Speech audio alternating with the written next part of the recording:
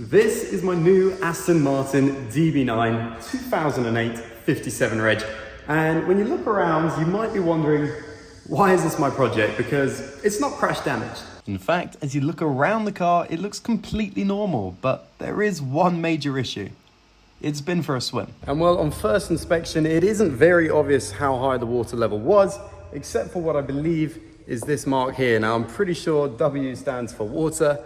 So I'm pretty sure that is meant to indicate the water level. So it actually got pretty deep. Now, I struggle to believe that any Aston Martin owner is going to want to drive their precious car through such a big puddle. So I've got a running theory that basically this has probably been parked in an underground car park during a flash flood, and it's just absolutely bathed it. It's gone for a swim, and that's where we're at now. And as you open the bonnet, you can see there is plenty of evidence that water level has got in here. But what I'm hoping, if it's been parked up, is that the car hasn't been started whilst it's been in the water. So I've got a feeling it might not be hydro-locked.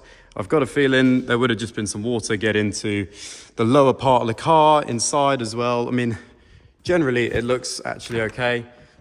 And it smells like an Aston Martin, not of the ocean. So I think it's actually okay, but I've got a feeling there might be some modules and stuff like that and fuses that might have tripped, stopping this car from starting. And so the car is a non-runner, but I'm hoping that it's not because the engine's seized. So that's what I'm going to be trying to find out today in this episode here. But worst case scenario, I have found a second-hand engine of the same engine for £6,000 online.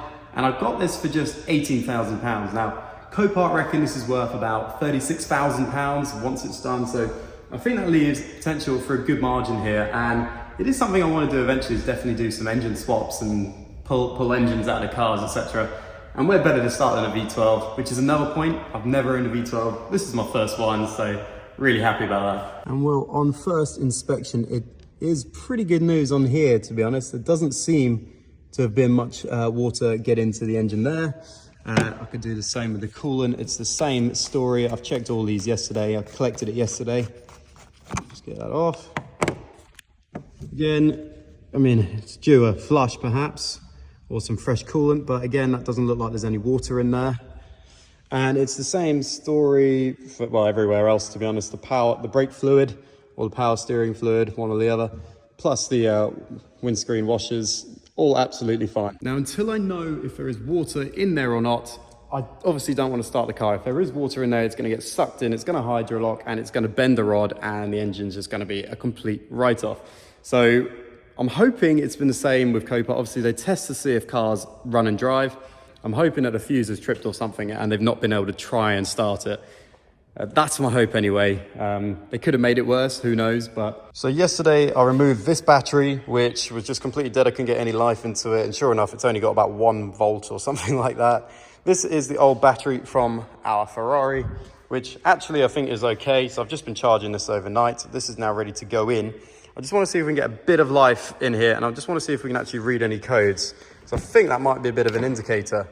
If I can read some codes on this and it's coming up with short circuits, etc., or anything like that, then we've got an idea that we can check fuses or what wiring harnesses might be damaged or too wet and, you know, ruined basically. Some good news is that this tire was flat. I pumped it up yesterday and it is now holding its air. I didn't pump it up too much. That's basically where I pumped it up to, and it's still at the same level. So that's good news. It's not a puncture. And so whilst the water on the outside was up to around here, I do think that not much of the water has got in. I think this has been pulled out from where it's been sat. I don't think anyone's opened the door, let more water in or anything like that. I think they've just managed to pull this car out of the puddle or waited for it to drain away, you know, obviously naturally. Because yeah, nothing's wet. Everything feels absolutely normal in here. I mean, even the mats down here are dry, both of them. Everything seems fine. Now, one thing I did notice when removing this battery, if I just hop in and show you, is that there is, you see on this terminal down here, there's a little bit of rust around there. But it just looks like there's a bit of rubbish down here. So I've got a feeling water might have just got in here. I'm not entirely sure about that. And I'm not too sure because on the photos, they have been able to get life into this car. They just weren't able to start it. So I've got a feeling if I plug in the new battery now, but what I'm going to do is I'm also just going to give a quick brush to these connections here and just try and free them up a little bit, just try and yeah, scrape back any rust or any corrosion that might be on them. I can't really see a great deal, to be fair, but as you can see, it's a bit rusty, so water has got in here, I think. Yeah, give that a little scrub down, put the battery in, and then we'll see where we're at. So yeah, I really don't think someone's tried to start this car whilst it's been in a puddle, or someone's driven into a puddle. I just feel like there'll be more water in here. Obviously, if they drive into a puddle and they have to get out, open a door, it gets soaked inside the car as well, and it's bone dry in here. So I've got a feeling it's just outside. I think, yeah, like I say, it's flooded whilst no one's been in the car, and it's managed to stay mainly outside the car. So anyway, let's get this battery in. Let's see if we can get some life into this car. Okay, well, just disconnected it, got a little spark. We've also got a light down here, which is a good sign. So yeah, let's go around and see if we can get us any juice in this. Okay, moment of trip. Well, actually, I can already see some stuff on the dash here. I haven't even got it plugged in yet, so this is really promising. See if we can get it to position 1. Sure enough. Can hear things cycling over here. Sounds like the CD malfunctioning a bit. Oh, all sorts kicking in now. Is that radio?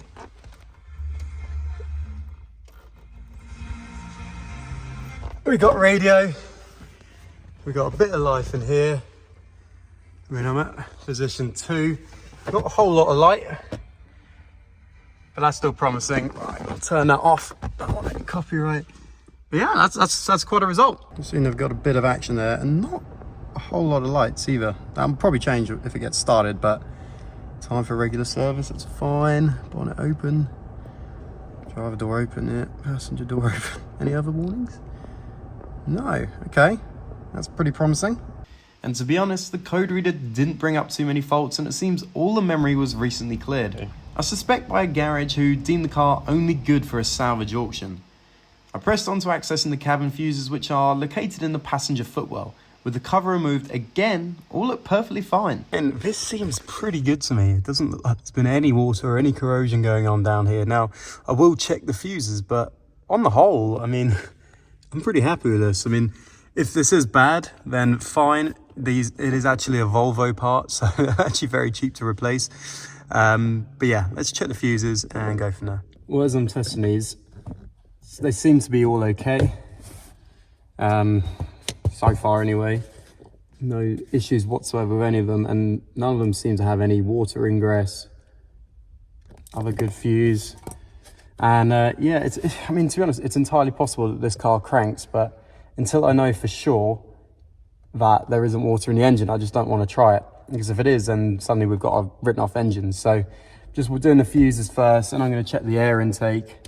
Beyond that, we'll probably actually try and, if the air intake feels quite damp, then we'll probably continue down towards the engine, maybe take out the spark plugs, have a look at those, see if we can see any more water in through the bore holes after that. And yeah, just try and eliminate the idea that there's any water in this engine first before trying to start it. If there's no water in it, then yeah, we might be able to give it a crank, and likelihood is something else is going to fail, maybe a fuel pump or something like that, just because it's been underwater. Could be that water's got in the fuel tank, who knows, but that's what we're going to try and find out. Right, job done. All fuses here are absolutely fine, which to be honest, I was expecting, because it is bone dry here. There is no dampness whatsoever. There's no sign of any rust or corrosion or anything.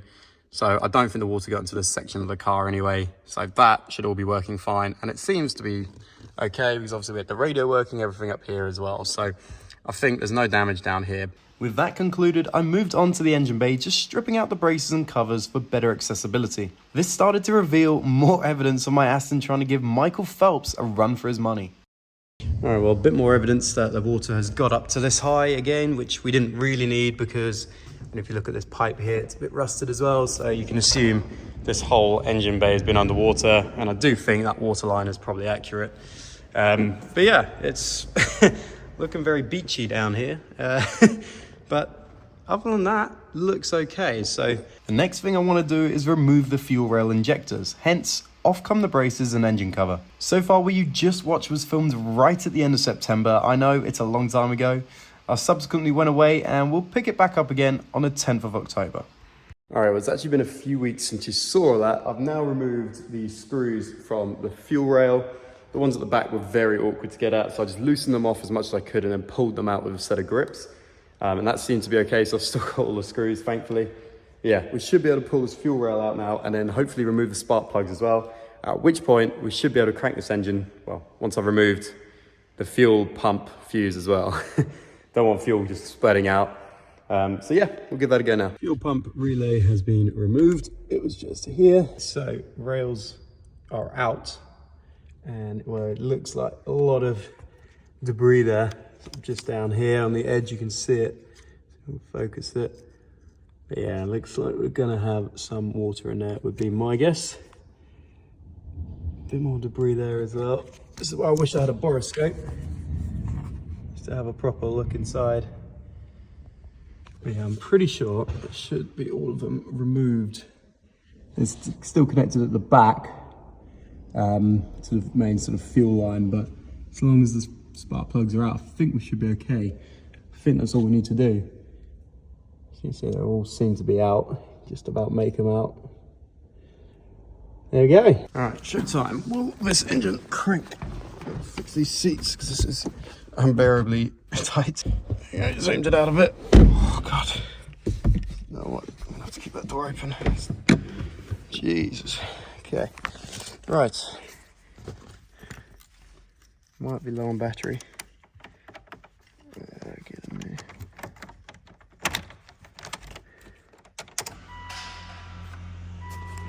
Okay. Got it all on here. Foot on the brake. Yeah.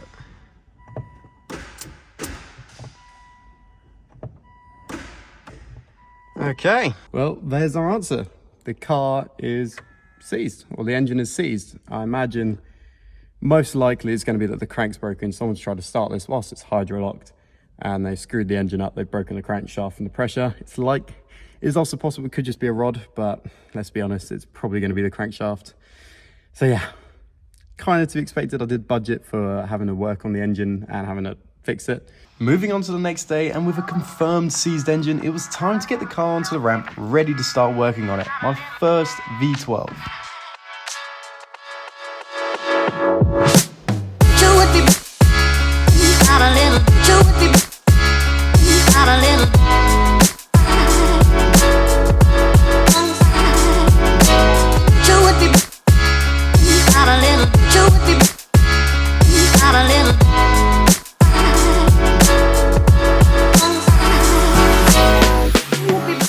This is the first time looking under the car, and I've just had a bit of a look around, to be honest, and I can't see anything really bad. You got bits of surface rust on the exhaust, which is, well, to be honest.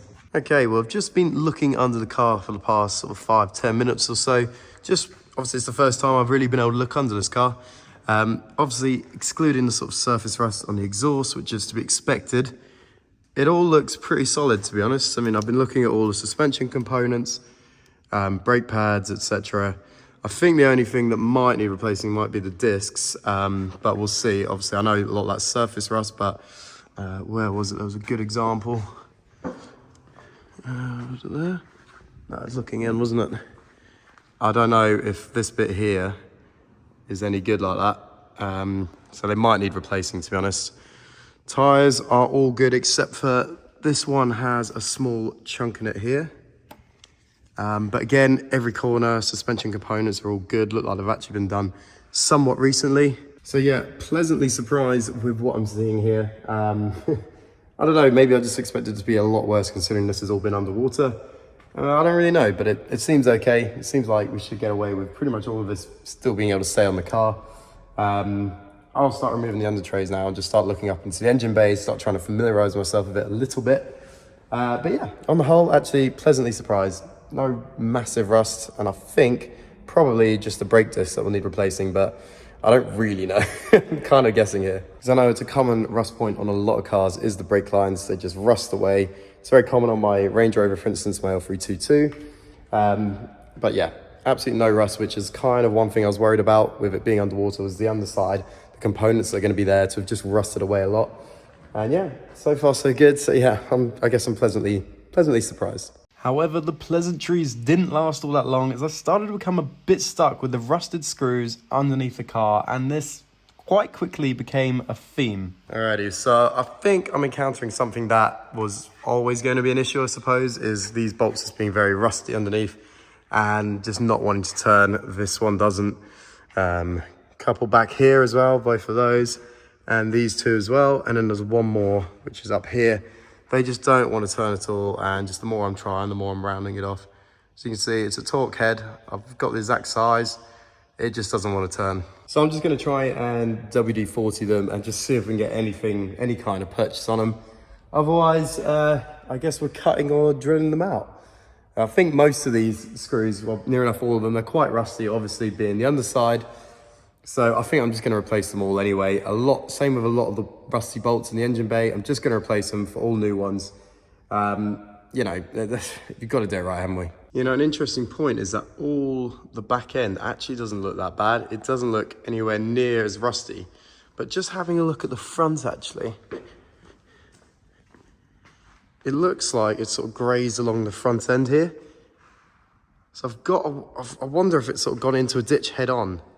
But it doesn't explain why there's no damage, but I'm just confused. It definitely seems to be worse at the front. I mean, look at all this. This is really badly grazed along. This bumper's going to need a bit of saving. So who knows? Could either have been in a flash flood in an underground car park. I just don't know, because the cab just seems completely dry. The back doesn't look so bad, but the front is in a pretty bad way. Other than bad damage, I guess, but there's rust all the way up here as well on the screws. So I don't know, I feel like the front ends have been in a higher level of water than the back end. Trying to remove the bumper, I stumbled across the issue with the screws again. It was just one screw this time though.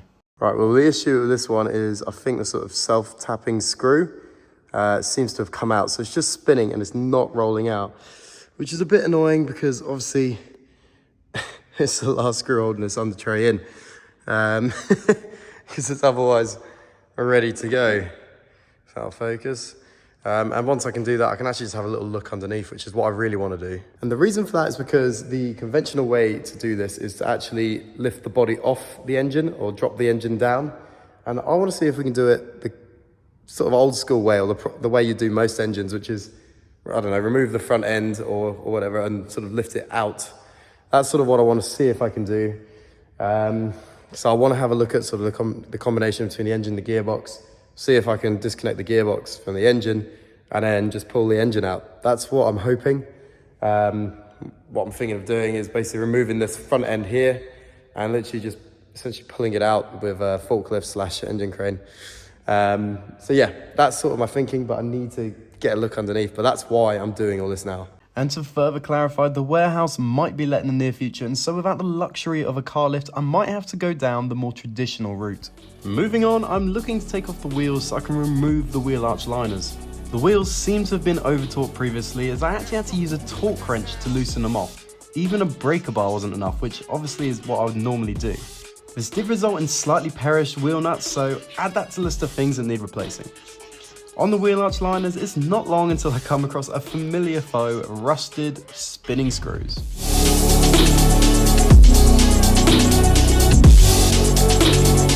We're having the same issue as yesterday where these bolts are just spinning, they just don't want to come out.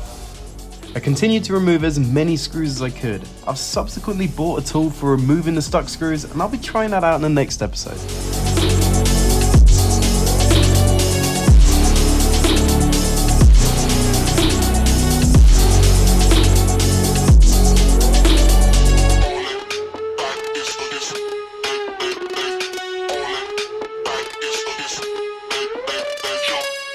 Right, so this is where I'm at basically.